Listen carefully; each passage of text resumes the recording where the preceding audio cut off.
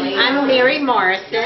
I'm a representative from the Hingham Historical Society, and I am at the Ripley Homestead. This particular house, it's the second oldest one on the tour. It was built in 1692.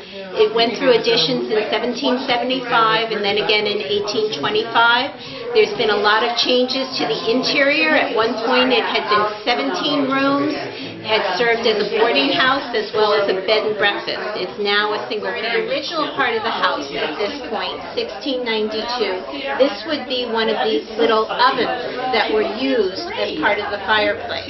And you called it a beehive? Beehive oven. How did it work? Basically, when you heat up, have a fire going, which you would do all day for heating your house, the heat coming off the fireplace would be used to bake and cook in this space. We're standing in the original portion of the house. You can see with the low ceilings. The original front door was to my left, and it faced south. It faced a pond, which is no longer there, but it now faces Pond Street, which is why it's named. There's a fireplace in every room.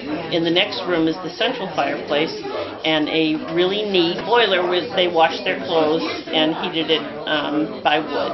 And then the original fireplace is in the other room as well. The original owners, when the owners of the house now dismantled a front staircase, they found these children's shoes.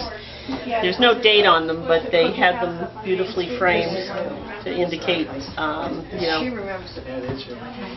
What era do they suspect? I think they probably suspect 18th century. Put the wood in the front and heat the water, and then you would be able to wash your clothes here. So basically an old-fashioned washing machine. It's Marjorie Springer, but I was a bouvet, and I lived downtown here. My family started the town. We were Hobarts, Percys, Lincolns. We're descended from a lot of the Lincolns. My uncle was the harbor master, and my grandfather had been a selectman here.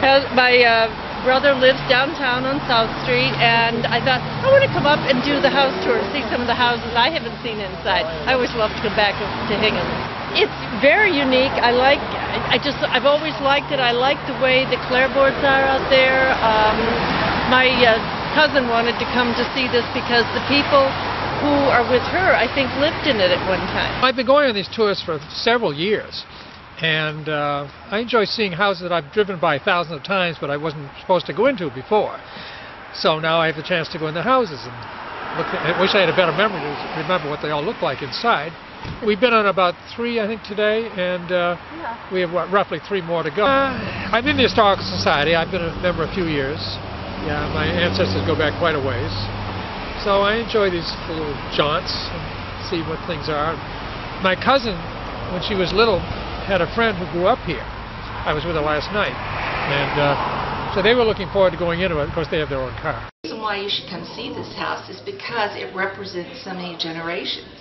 It was built in the 1600s, and the front part of the house represents the 1600s. And then there was a second edition in the 1700s and a third in the 1800s. And each one of them, you can see the house evolving.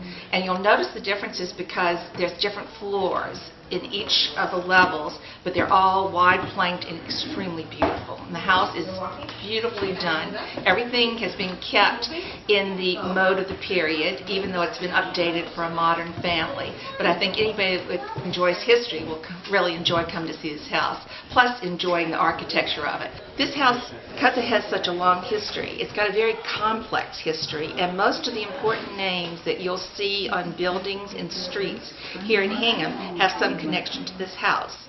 Like the Lorings, for example, the Stevensons, the Ripleys are very important in this. And if you come to the house or come to the Historical Society or go to the website, you'll be able to find out so much information about the people that lived here over the past couple hundred years.